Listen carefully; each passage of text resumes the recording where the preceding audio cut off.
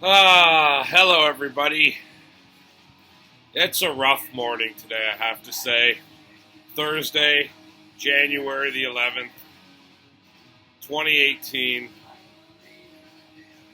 And I just get the news that the final member of there's no arguing what was the classic lineup of Motorhead. The final member has moved on. Fast Eddie Clarke has passed away. He was the guitar player. Lemmy passed away a couple of years ago, and Filthy passed away. The drummer passed away just a little bit before Lemmy did, a few months before Lemmy did.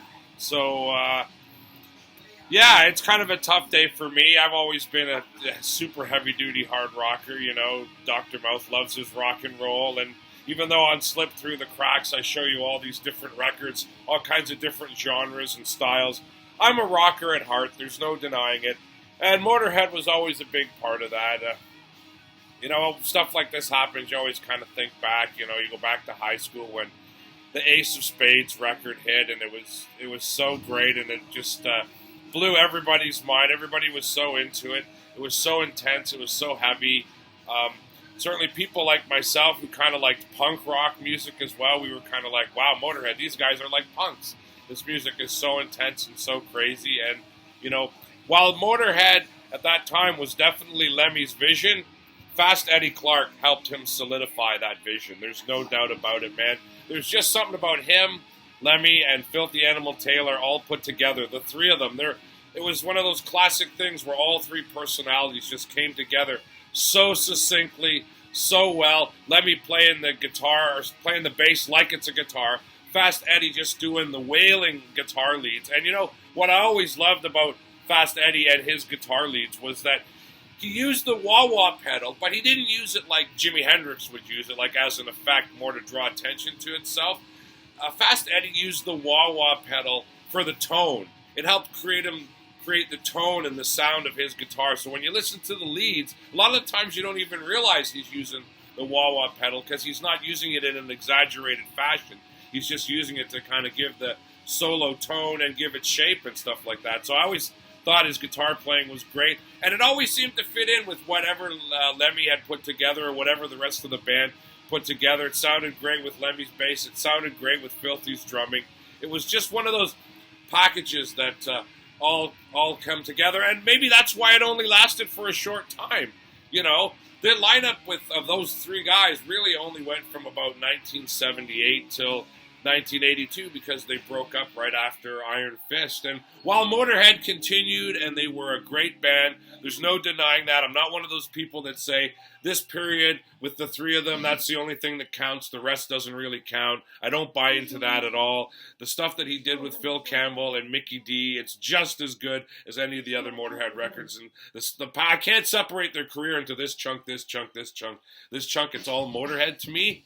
But despite that, there's no doubt that there was something special going on with Fast Eddie Clarke, Lemmy, and Filthy Animal Taylor, man. The records they did, here are some of them, man. This is a really cool one that came out early on, recorded live.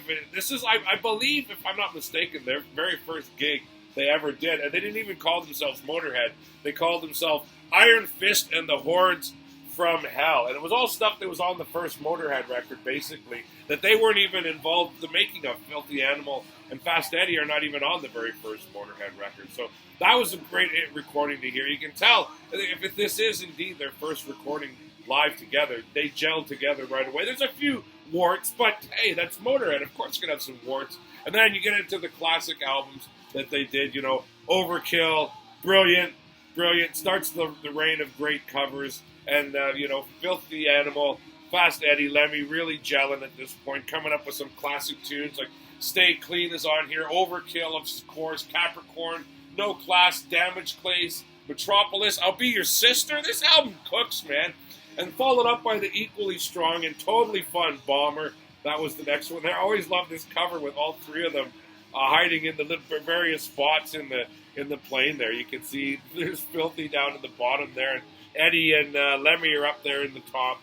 Great album cover. And again, classics on here, man. Lawman, Poison, Stone Dead Forever, Bomber, of course, Dead Men Tell No Tales. And then this was the one This was the one that blew them wide open. This is certainly not an album that slipped through the cracks. If anyone knows Motorhead, this is the record they know. Came out in 1980 when I was in high school. Hit Southern Ontario like a bomb.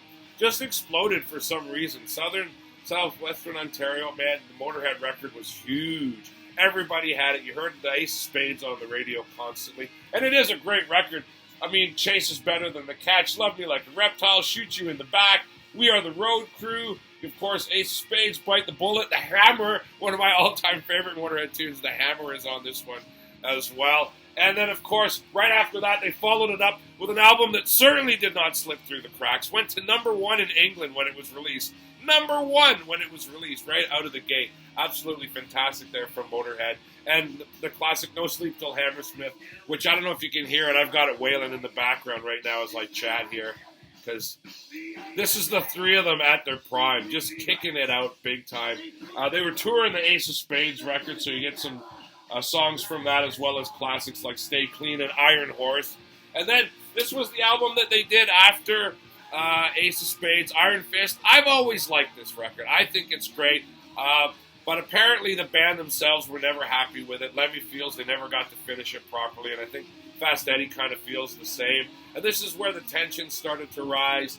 At the same time, Lemmy wanted to do a song with Wendy Williams from the Plasmatics, the cover of an old Tammy Wynette song called Stand By Your Man.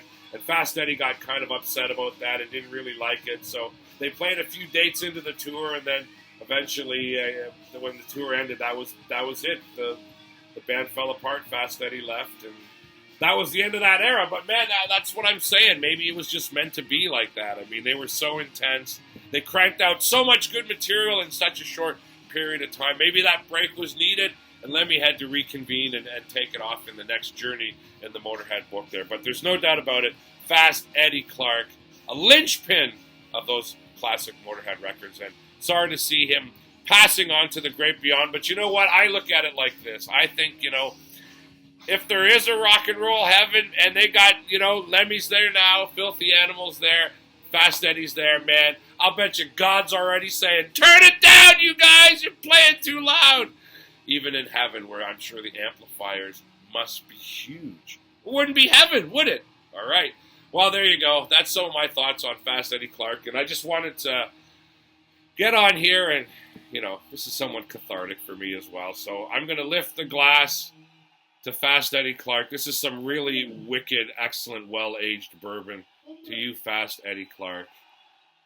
Rest in peace, my friend, and thank you for all your wailing rock and roll.